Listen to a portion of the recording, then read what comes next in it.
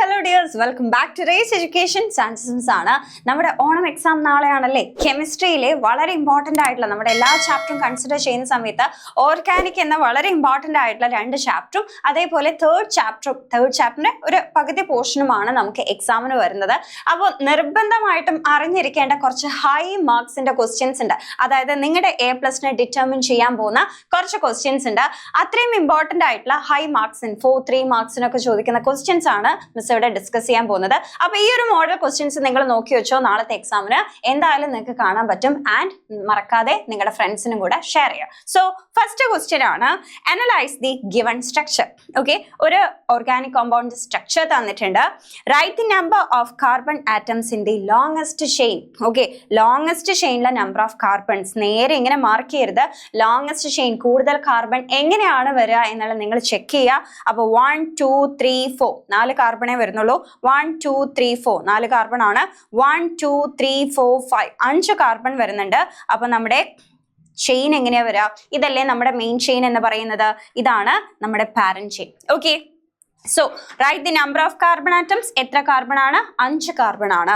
അടുത്തത്, what is the position number of carbon atom to which methyl groups are attached. അതായത് നമ്മളോട് number ചെയ്യാനാണ് പറഞ്ഞിരിക്കുന്നത്. ഏത് പൊസിഷനിലാണ് മീഥൈൽ ഗ്രൂപ്പ്സ് അറ്റാച്ച് ചെയ്തിരിക്കുന്നത്? നമുക്ക് നമ്പർ ചെയ്യാം. 1 2 3 4 5. തിരിച്ച് നമ്പർ ചെയ്ത് കഴിഞ്ഞാലും നമുക്ക് കാണാൻ പറ്റും തേർഡ് കാർബണിലാണ് മീഥൈൽ ഗ്രൂപ്പ് വരുന്നത്. അപ്പൊ മക്കൾ എന്ത് ചെയ്യുക? ശ്രദ്ധിച്ച് നമ്പർ ചെയ്യാം. നമ്മുടെ സൈഡ് ചെയിന് ലോവസ്റ്റ് നമ്പർ കിട്ടുന്ന രീതിയിൽ വേണം നമ്മൾ നമ്പർ ചെയ്യാൻ. സോ ഏത് പൊസിഷനിലാണ്? തേർഡ് കാർബണിലാണ് മീഥൈൽ ഗ്രൂപ്പ് വരുന്നത്. Right. What is the IUPAC name of this compound? Right, the IUPAC name നമുക്ക് എഴുതാൻ പറ്റുമല്ലോ. നമുക്കറിയാം തേർഡ് കാർബണിലാണ് മീഥൈൽ ഗ്രൂപ്പ്. ഒരു മീഥൈൽ ആണോ? അല്ല. അപ്പോ 2 3 എന്ന് എഴുതണം. 2 മീഥൈൽ ഗ്രൂപ്പ് വരുന്നുണ്ട്.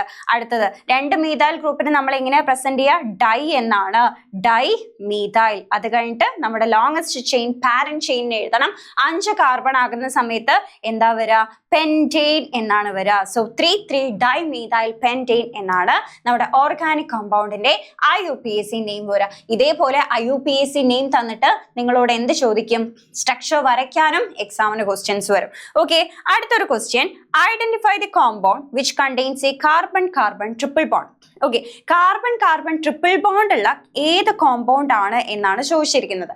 അപ്പൊ ഈ ഒരു അവസരത്തിലാണ് നമ്മൾ ആൽക്കെയിൻ ആൽക്കീൻ ആൽക്കൈനിന്റെ ജനറൽ ഫോർമുല പഠിച്ചതിന്റെ ഇമ്പോർട്ടൻസ് വരുന്നത്. ആൽക്കെയിൻ ആണെങ്കിൽ എന്തായിരുന്നു ജനറൽ ഫോർമുല വരിക? CnH2n+2 ആണ്. ആൽക്കീൻ ആണെങ്കിൽ എന്തായിരുന്നു ജനറൽ ഫോർമുല വരിക? CnH2n ആണ്. ആൽക്കൈൻ ആണെങ്കിൽ എന്താണ് ജനറൽ ഫോർമുല വരിക? CnH2n-2 ആണ്. അപ്പൊ നമ്മളോട് ചോദിച്ചിരിക്കുന്ന ട്രിപ്പിൾ ബോണ്ട് ആണ്. ട്രിപ്പിൾ ബോണ്ട് എന്ന് പറഞ്ഞാൽ ആരാ? ആൽക്കൈൻ ആണ്. അപ്പൊ CnH2n-2 നിങ്ങൾ കൺസിഡർ ചെയ്യുക. ആൻഡ് ഓൾസോ നമുക്ക് തന്നിരിക്കുന്ന ഓപ്ഷൻസ് നോക്കാം. ഇതിൽ 5 കാർബൺ ഉള്ളത്, 2 കാർബൺ ഉള്ളത്, 3 കാർബൺ ഉള്ളത്, 1 കാർബൺ ഉള്ളത്. അതായത് N is equal to എത്ര നമ്പർ ഓഫ് കാർബൺ ആണെന്ന് നിങ്ങൾ കൊടുക്കുക. അതായത് N is equal to 1 ആണെങ്കിൽ എന്തായിരിക്കും വരിക? C1H2 × 1 - 2 എന്നല്ലേ? അതായത് C1H0 എന്നാണ് വരിക. അതായത് ഇങ്ങനെ ഒരു പോസിബിലിറ്റി ഇല്ല. അപ്പൊ ഈ ഓപ്ഷൻ അല്ല. ഓക്കെ, അടുത്തത് നമുക്ക് N is equal to 2 കൊടുക്കാം. N is equal to 2 കൊടുത്താൽ നമുക്ക് എന്ത് കിട്ടും? C2H2 കിട്ടും. അങ്ങനെ ഒരു ഓപ്ഷൻ ഉണ്ട്. സോ അത് പോസിബിൾ ആണ്. ട്രിപ്പിൾ ബോണ്ടിന്റെ ജനറൽ ഫോർമുല ഫോളോ ചെയ്യുന്നുണ്ട് ഈ ഒരു തന്നിരിക്കുന്ന കെമിക്കൽ ഫോർമുല. അടുത്ത N is equal to 3 കൊടുത്തു കഴിഞ്ഞാൽ നമുക്ക് എന്താ കിട്ടുക? C3H4 ആണ്. അങ്ങനെ ഒരു ഓപ്ഷൻ ഉണ്ടോ? ഇല്ല, C3H4 ഇല്ല. അടുത്തത് C5H12 ആണ് തന്നിരിക്കുന്നത്. N is equal to 5 ആകണം. N is equal to 5 ആകുന്ന സമയത്ത് C5H8 എന്നാണ് വരേണ്ടിയിരുന്നത്. സോ അതും തെറ്റാണ്. ഏതാണ് അപ്പൊ നമ്മുടെ ആൻസർ വരുന്നത്? C2H2 ആണ് കറക്റ്റ് ആയിട്ട് ട്രിപ്പിൾ ബോണ്ടിന്റെ കെമിക്കൽ ഫോർമുല ഫോളോ ചെയ്യുന്നത്. അതായത് ഇതൊരു ആൽക്കൈൻ ആണ്. ഇങ്ങനെ ഓപ്ഷൻസ് തന്നാൽ മേ ബി അടുത്ത തവണ നിങ്ങളോട് ഡബിൾ ബോണ്ട് ആണ് എക്സാമിന് ചോദിക്കുന്നതെങ്കിൽ നിങ്ങൾ എന്ത് ചെയ്യുക? യെസ്, നമ്മുടെ CnH2n എന്ന കെമിക്കൽ ഫോർമുലയിൽ N is equal to number of carbon കൊടുക്കുക, ചെക്ക് ചെയ്യുക. അത്രയേ ഉള്ളൂ, സിമ്പിൾ ആണ്. ഓക്കെ, അടുത്ത question, the structural formula of the compound butan 1-ol is given. Okay, CH3, CH2, CH2, CH2, OH. Butane, 1 ol. Write the structural formula. It's position isomer. Position isomer. ഏറ്റവും important ആയിട്ട് high മാർക്സിന് നാളത്തെ question പേപ്പറിൽ വരാൻ പോകുന്ന ഒരു കാര്യമാണ് isomerism related questions. 3 മാർക്കിനും 4 മാർക്കിനുമായിരിക്കും ഈ questions വരിക. അപ്പോൾ എന്താണ് ഐസോമെറിസം എന്ന് നിങ്ങൾ നിർബന്ധമായിട്ടും പഠിച്ചിരിക്കണം. ടൈപ്സ് ഓഫ് ഐസോമെറിസം നിങ്ങൾക്ക് എഴുതാൻ അറിഞ്ഞിരിക്കണം. ഓക്കെ, അങ്ങനെയാണെങ്കിൽ പൊസിഷൻ ഐസോമർ ആണ് ചോദിച്ചിരിക്കുന്നത്. എന്താണ് പൊസിഷൻ ഐസോമർ എന്ന് പറഞ്ഞാൽ ഫങ്ഷണൽ ഗ്രൂപ്പിന്റെ പൊസിഷൻ ചേഞ്ച് ചെയ്യുന്നു. ഇവിടെ ആരാ ഫങ്ഷണൽ ഗ്രൂപ്പ്? OH അല്ലേ, ആൽക്കഹോൾ അല്ലേ? അപ്പൊ പൊസിഷൻ ഐസോമറിസം നിങ്ങളോട് ചോദിച്ചു കഴിഞ്ഞാൽ എന്ത് ചെയ്യാ? നമ്മുടെ ഫങ്ഷണൽ ഗ്രൂപ്പിന്റെ പൊസിഷൻ അങ്ങ് മാറ്റുക. അതായത് CH3, CH2 ഞാനിതാ 3rd കാർബണിലേക്ക് കൊടുക്കുകയാണ്. OH കൊടുത്തു, CH3. ഇതാണ് പൊസിഷൻ ഐസോമർ. അടുത്തത് write the structural formula of the compound which belongs to the same homologous series having 2 carbon atoms. Homologous series എന്ന് പറഞ്ഞാൽ ആ സീരീസിലെ ഓരോ മെമ്പർ കഴിഞ്ഞ് അടുത്ത മെമ്പറിലേക്ക് ഒരു CH2 യൂണിറ്റിന്റെ ഡിഫറൻസ് മാത്രമേ ഉണ്ടാവുകയുള്ളൂ. അതായത് ഇതേ സീരീസിൽ വരുന്നത്, ഇതേ സീരീസിലാണ്, അതായത് ഇതേ ഫങ്ഷണൽ ഗ്രൂപ്പാണ്, സിംഗിൾ ബോണ്ടഡ് ആയിട്ടുള്ള ഇതേ സീരീസിൽ വരുന്ന 2 കാർബൺ ആറ്റം അടങ്ങിയിട്ടുള്ളതാണ് നമ്മളോട് ചോദിച്ചിരിക്കുന്നത്. 2 കാർബൺ ആറ്റം എന്ന് പറയുമ്പോൾ CH3, CH2, OH. 2 കാർബൺ ആറ്റവും വന്നു, OH എന്ന ആൽക്കഹോളും വന്നു. അപ്പൊ ഇതെന്താണ്? ഹോമോലോഗസ് സീരീസ് ആണ്. ഈ ഒരു മെമ്പറിൽ നിന്ന് ഈ ഒരു മെമ്പറിലേക്ക് എത്ര CH2ന്റെ ഡിഫറൻസ് ആണ്? 2 CH2ന്റെ ഡിഫറൻസ് ആണ് വരുന്നത്. ഓക്കെ അല്ലേ? യെസ്. അങ്ങനെയാണെങ്കിൽ ദാ അടുത്ത question. There are 5 carbon atoms in a hydrocarbon. There is a double bond between the first and second carbon atom. Okay, അപ്പൊ 5 കാർബൺ ആറ്റം 1, 2, 3, 4, 5. ഓക്കെ, ആൻഡ് ഒന്നാമത്തെയും രണ്ടാമത്തെയും കാർബൺ ആറ്റത്തിന്റെ ഇടയിലായിട്ട് ഡബിൾ ബോണ്ട് ഉണ്ടെന്നും പറഞ്ഞിട്ടുണ്ട്. ബാക്കി നമ്മൾ എന്ത് ചെയ്യുക? യെസ്, ബാക്കി ബോണ്ടുകൾ ബാലൻസ് ചെയ്ത് നിങ്ങൾ എഴുതുക. ബാക്കി ഹൈഡ്രജൻ കൊടുക്കുക. CH2, CH, CH2, CH2, CH3. Okay, കാർബണിന് 4 bond വരുന്നുണ്ട് നിങ്ങൾ ചെക്ക് ചെയ്യുക. ഇതിന്റെ മോളിക്കുലർ ഫോർമുല ഒന്ന് നോക്കിയേ. എത്ര വരിക? C5H10 എന്ന് വരും. Okay, so write the structural formula. It's position isomer ആണ് നമ്മളോട് ആക്ച്വലി ചോദിച്ചിരിക്കുന്നത്. അപ്പൊ നമുക്ക് ഈ സ്ട്രക്ചർ കിട്ടിക്കഴിഞ്ഞാൽ പിന്നെ പൊസിഷൻ ഐസോമർ എഴുതാൻ ഈസിയാണ്. എന്ത് ചെയ്താൽ മതി? ഡബിൾ ബോണ്ടിന്റെ പൊസിഷൻ ചേഞ്ച് ചെയ്താൽ മതി. ഈ ഡബിൾ ബോണ്ടിനെ നമ്മൾ നേരെ ജസ്റ്റ് അടുത്ത കാർബണിലേക്ക് കൊടുത്താൽ മതി. ഓക്കെ, സോ അങ്ങനെയാണെങ്കിൽ CH3, അടുത്തത് CH, എന്നിട്ടാണ് നമ്മൾ എന്ത് ചെയ്യുന്നത്? ഡബിൾ ബോണ്ട് കൊടുക്കുന്നത്. CH, CH2, CH3. 5 കാർബൺ ആയില്ലേ? ഇതിന്റെ കെമിക്കൽ ഫോർമുല ഒന്ന് നോക്കിക്കേ. C5, yes, C5, 4, 5, 6, 7 plus 3, 10 hydrogen ആയി. അപ്പൊ നമ്മൾ പൊസിഷൻ ഐസോമർ എഴുതി. മോളിക്കുലർ ഫോർമുല ഒന്ന് ചെക്ക് ചെയ്താൽ നമ്മൾ എഴുതിയത് കറക്റ്റ് ആണോ എന്ന് നമുക്ക് മനസ്സിലാകും. അടുത്തത് write the structural formula of another unsaturated. another unsaturated എന്നാണ് പറഞ്ഞത്. നമ്മളോട് ഡബിൾ ബോണ്ട് തന്നെ എഴുതാൻ പറഞ്ഞിട്ടില്ല. another unsaturated hydrocarbon having molecular formula C5H8 and its position isomer. Okay, അപ്പൊ പുതിയൊരു മോളിക്കുലർ ഫോർമുല തന്നിട്ടുണ്ട്, വേറൊരു അൺസാച്ചുറേറ്റഡ് ഹൈഡ്രോകാർബൺ. അപ്പൊ നിങ്ങൾക്ക് ഡൗട്ട് വരെ ഡബിൾ ബോണ്ട് ആണോ എഴുതേണ്ടത് അല്ലെങ്കിൽ ട്രിപ്പിൾ ബോണ്ട് വെച്ചിട്ടാണോ നമ്മൾ സ്ട്രക്ചർ വരയ്ക്കേണ്ടത്? അപ്പൊ നിങ്ങൾ നോക്കിയാൽ മതി.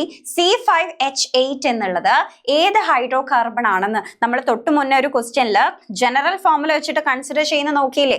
അപ്പോൾ ആൽക്കീൻ ആണോ ആൽക്കൈൻ ആണോ എന്നുള്ളത് ജനറൽ ഫോർമുല വെച്ചിട്ട് നിങ്ങൾ നോക്കുക. അങ്ങനെ നോക്കുന്ന സമയത്ത് C5H8 എന്നുള്ളത് ആൽക്കൈൻ ആണ്, ട്രിപ്പിൾ ബോണ്ട് ആണെന്ന് മനസ്സിലാകും. അങ്ങനെയാണെങ്കിൽ ട്രിപ്പിൾ ബോണ്ട് വെച്ചിട്ടുള്ള മറ്റൊരു അൺസാച്ചുറേറ്റഡ് ഹൈഡ്രോകാർബൺ നമുക്ക് എഴുതാൻ പറ്റല്ലോ. നമുക്ക് എഴുതാം. അപ്പൊ ബി ക്വസ്റ്റ്യൻ ട്രിപ്പിൾ ബോണ്ട് വെച്ചിട്ടുള്ള ഹൈഡ്രോകാർബൺ ആണ്. സെയിം 5 കാർബൺ വരുന്നുണ്ട്. 2, യെസ്, 5 കാർബൺ കണ്ടെയ്ൻ ചെയ്യുന്നുണ്ട്. അടുത്ത നമുക്ക് സ്ട്രക്ചർ വരയ്ക്കാം. CH3, ട്രിപ്പിൾ ബോണ്ട് കൊടുക്കുക. Yes, CH, CH2, CH3. Okay, yes. അപ്പോൾ നമുക്ക് നമ്പർ ഓഫ് ഹൈഡ്രജൻ ബാലൻസ്ഡ് ആയി.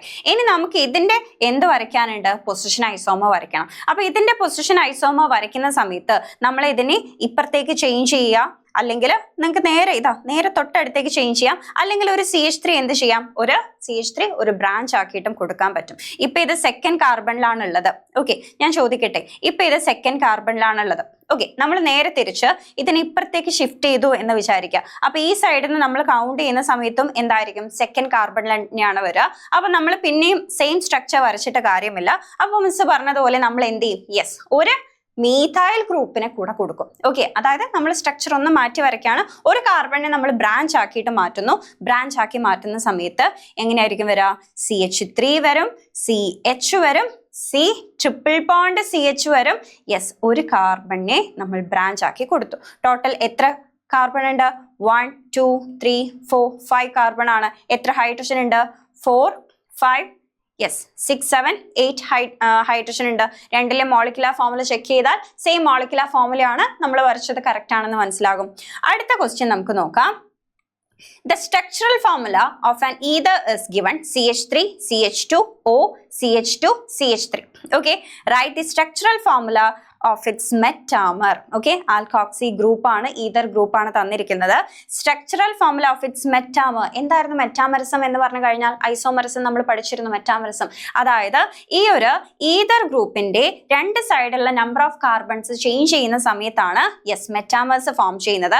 അങ്ങനെയാണെങ്കിൽ ഇതിന്റെ മെറ്റാമറിസം എങ്ങനെ വരയ്ക്കാം? യെസ്, ഈതറിന്റെ പൊസിഷൻ നമുക്ക് ചേഞ്ച് ചെയ്താൽ മതി. ബാക്കിയുള്ള കാർബണുകളെ അടുത്ത സൈഡിലേക്ക് മാറ്റി എഴുതുന്നു. ഓക്കെ, ഇതാണ് നമ്മുടെ യെസ് ഈതറിന്റെ പൊസിഷൻ നമ്മൾ മാറ്റി എഴുതി.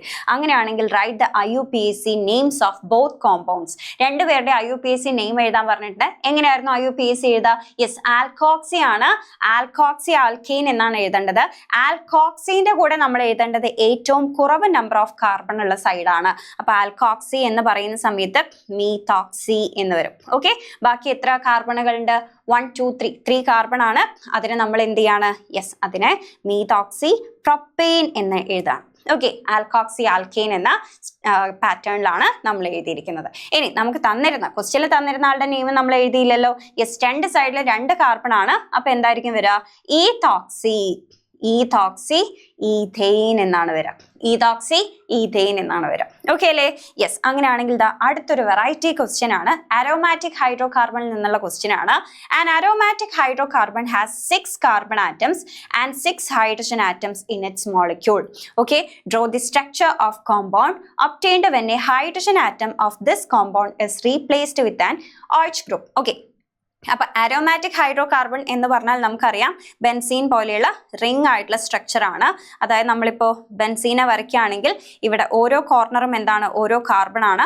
അതിന്റെ മേലെ ആരുണ്ടാകും? ഓരോ ഹൈഡ്രജൻ ഉണ്ടാകും. ഓൾട്ടർനേറ്റ് ആയിട്ട് ഡബിൾ ബോണ്ട് ഉണ്ടാകും. ഓക്കെ, ഇതില് ഒരു ഹൈഡ്രജനെ റിമൂവ് ചെയ്തിട്ട് അവിടെ ആര് വന്നിരിക്കുന്നു? OH വന്നിരിക്കുന്നു. അങ്ങനെയാണെങ്കിൽ സ്ട്രക്ചർ എന്താണെന്നായിരുന്നു ചോദിച്ചിരുന്നത്. അപ്പൊ നമ്മൾ സ്ട്രക്ചർ വരച്ചു. ഓക്കെ, അപ്പൊ നിങ്ങൾക്ക് ഇതിനെ കുറച്ചുകൂടെ നീറ്റ് ആയിട്ട് എങ്ങനെ വരയ്ക്കാം? അതായത് ഈ ഹൈഡ്രജനെ ഒന്നും പ്രൊജക്ട് ചെയ്ത് നിങ്ങൾ കാണിക്കാതെ ജസ്റ്റ് OH വരയ്ക്കാം. ബാക്കിയുള്ള ബോണ്ടുകൾ ഇവിടെ റെപ്രസെന്റ് ചെയ്യാം. ഓക്കെ, ഇങ്ങനെ വരച്ചാൽ മതി. യെസ്, അടുത്തത് ചോദിച്ചിരിക്കുന്നത് write the name of this compound. OH ആണ് വരുന്നെങ്കിൽ നമ്മൾ എന്ത് വിളിക്കും? ഇയാളെ ഫീനോൾ എന്നാണ് നെയിം വരുന്നത്. നോട്ട് ചെയ്യുക, ഫീനോൾ. COOH ആണ് വരുന്നെങ്കിൽ ബെൻസോയിക് ആസിഡ് എന്ന് വരും. ഓക്കെ, അടുത്തത് നമ്മുടെ ലാസ്റ്റ് ക്വസ്റ്റ്യൻ ആണ്. ഓക്കെ, നമുക്ക് 4 സ്ട്രക്ചറൽ ഫോർമുല തന്നിട്ടുണ്ട്. Identify the isomer pair in the given compounds. തന്നിരിക്കുന്നതിൽ ഐസോമർ പെയർ ഏതാണെന്നാണ് ചോദിച്ചിരിക്കുന്നത്. ശ്രദ്ധിച്ചു നോക്കിക്കഴിഞ്ഞാൽ നിങ്ങൾക്ക് മനസ്സിലാകും. ആദ്യം നിങ്ങൾ ചെക്ക് ചെയ്താൽ മതി നമ്പർ ഓഫ് കാർബൺ സെയിം ആകുന്നത് ഏതൊക്കെ ഓപ്ഷനാണ്. ഏതൊക്കെ ഓപ്ഷനാണ്? യെസ്, ഈ 2 ഓപ്ഷനിലാണ് നമ്പർ ഓഫ് കാർബൺ സെയിം ആകുന്നത്. അപ്പൊ നോക്കിക്കേ, OHും O ആണ് വരുന്നത്. ഫങ്ഷണൽ ഗ്രൂപ്പ് ഡിഫറെന്റ് ആണ്. ഫങ്ഷണൽ ഗ്രൂപ്പ് ഡിഫറെന്റ് ആകുന്ന കേസസിൽ ഐസോമറിസത്തിന് നമ്മൾ എന്താ പറയാ? മോളിക്കുലർ ഫോർമുല സെയിം ആണ്. ഫങ്ഷണൽ ഗ്രൂപ്പ് ഡിഫറെന്റ് ആണെങ്കിൽ ഇവർ രണ്ടുപേരും എന്താണ്? ഫങ്ഷണൽ ഐസോമറിസം ആണ്. എന്താണ്? ഫങ്ഷണൽ ഐസോമേഴ്സ് ആണ്. Okay, identify the isomer pair നമ്മൾ കണ്ടുപിടിച്ചു. രണ്ടാമത്തതും മൂന്നാമത്തതുമാണ്. Okay, name the isomerism. Functional isomerism ആണ്. ഓക്കെ, ഫങ്ഷണൽ ഐസോമറിസം ആണ്. ഓക്കെ, അങ്ങനെയാണെങ്കിൽ സി ക്വസ്റ്റ്യൻ ഒന്ന് വായിച്ചു നോക്കിയേ. How many isomers are possible for compound 1? ഒന്നാമത്തെ കോമ്പൗണ്ടിന് എത്ര ഐസോമേഴ്സ് പോസിബിൾ ആണ്? അപ്പൊ അത് നിങ്ങൾ കമന്റ് ചെയ്യലോ. നിങ്ങളെ കമന്റ് ബോക്സിൽ എത്ര ഐസോമേഴ്സ് പോസിബിൾ ആണ്, ആ ഐസോമേഴ്സിന്റെ പേര് നിങ്ങൾ IUPAC നെയിം നിങ്ങൾ കമന്റ് ചെയ്യാം. ഓക്കെ, നമുക്ക് ചെക്ക് ചെയ്യാം. നിങ്ങൾ പഠിച്ചു കഴിഞ്ഞു, നിങ്ങൾക്ക് ചെയ്യാൻ പറ്റുന്നുണ്ടോ എന്നൊക്കെ നമുക്കൊന്ന് ചെക്ക് ചെയ്യാം. അപ്പൊ മറക്കാതെ നിങ്ങളുടെ ഫ്രണ്ട്സിന് ഷെയർ ചെയ്യുക. ആൻഡ് ഓൾസോ നമ്മുടെ ചാനലിന് സബ്സ്ക്രൈബ് ചെയ്യാം. Okay, thank you, by.